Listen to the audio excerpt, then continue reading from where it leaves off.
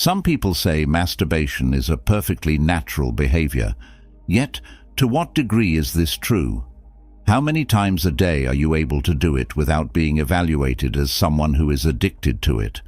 What if you are unable to do so? In this video, we will address these concerns and explain why you should stop engaging in this behavior that seems to be normal but really conceals a trap for your life. Not only is masturbation a perfectly natural behavior in humans, but it is also seen in dogs and other species. This is a statement that is made pretty apparent by contemporary medical practice.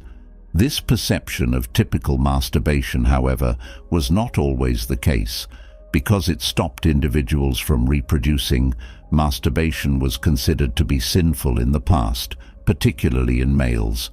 This was due to the fact that it increased the creation of unproductive seeds.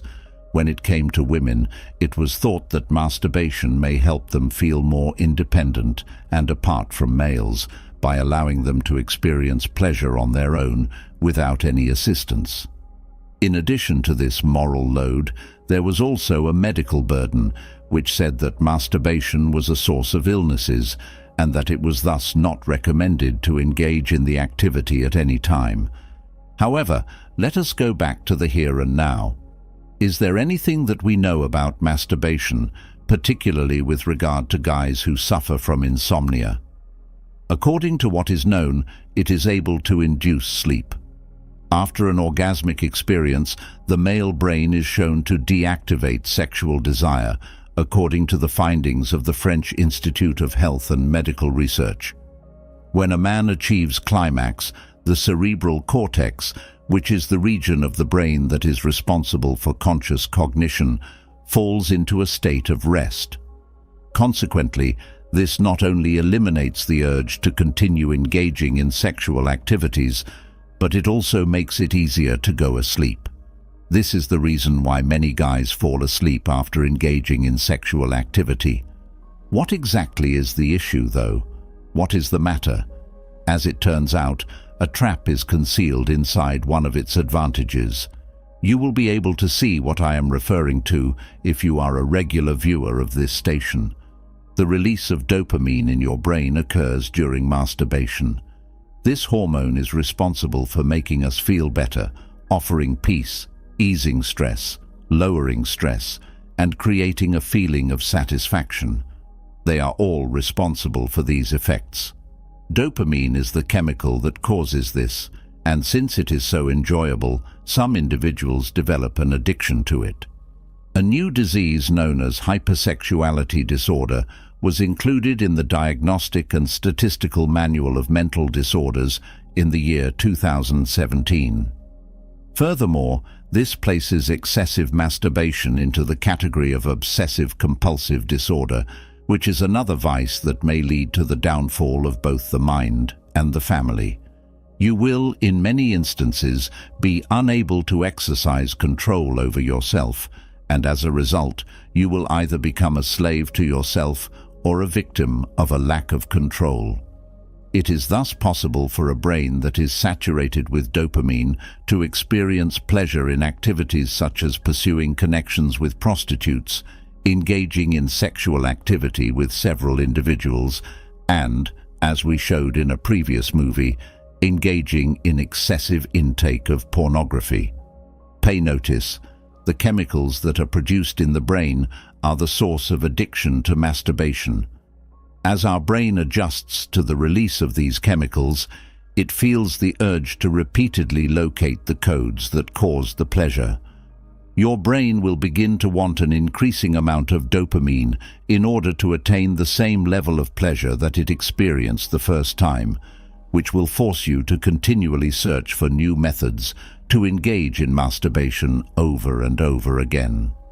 When your brain learns that the release of dopamine is excessive, it attempts to block receptors in an effort to stop you from doing what you are doing. This is when this phenomenon reaches an extreme extent.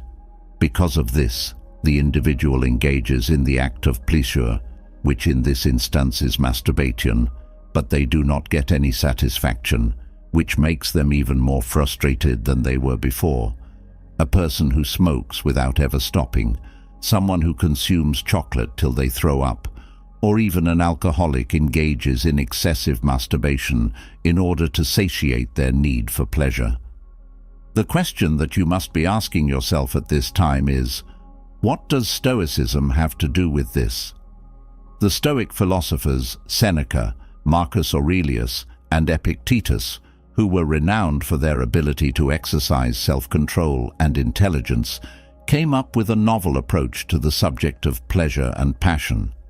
In their exploration of the depths of human impulses, they left behind a legacy that continues to enchant us.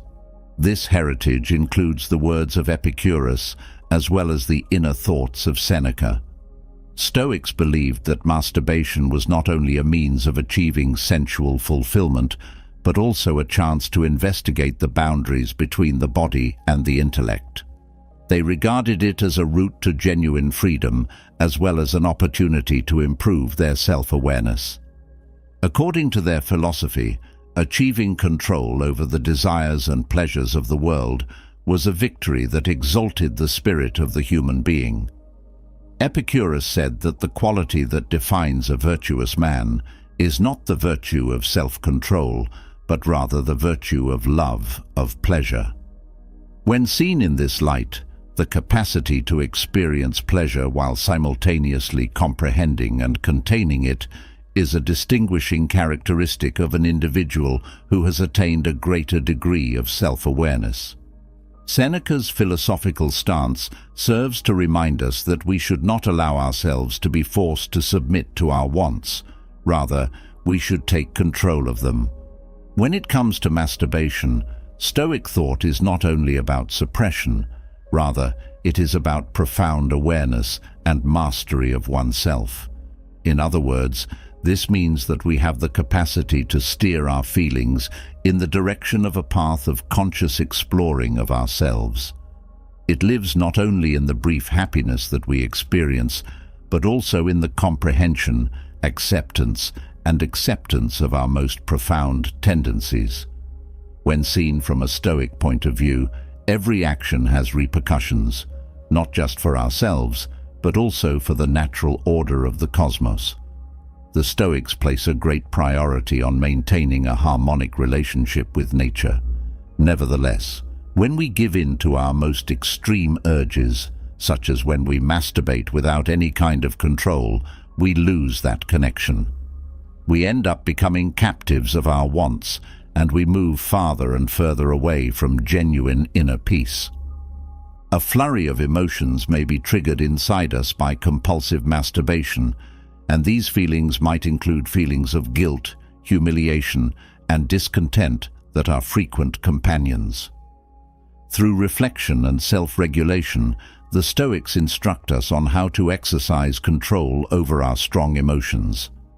In order to learn how to regulate our emotions in a way that is both healthy and helpful, we must first face them deliberately. The Stoics, on the other hand, advise us to discover our own inner serenity. True contentment may be attained when we have mastered ourselves and are able to discover happiness in things that are uncomplicated and moral. I would like to offer a personal tale that I find to be motivating. I am familiar with a person who used to deal with obsessive masturbation. They would seek brief sanctuary and pleasure, but immediately after each act, they would be confronted with an emotional storm. This individual had a significant metamorphosis as a result of their immersion in Stoic principles and their practice of self-control and self-regulation. As a result of learning to deliberately address their impulses and feelings, they discovered that self-control brought them genuine delight. Since then, they have liberated themselves from the shackles of fleeting cravings and are now living a life of inner serenity and sincerity. When we live our lives in line with our most fundamental ideals and values, we experience genuine pleasure. We are able to lose sight of the things that are actually important to us in life when we give in to transitory wants. We may become estranged from our most virtuous goals and divert our attention away from the genuine joy that can be found in virtue and inner serenity if we engage in compulsive masturbation. It is possible to cultivate the mental tranquility that is necessary for us to avoid temptations and confront our emotions in a healthy manner if we engage in the practices of meditation and mindfulness.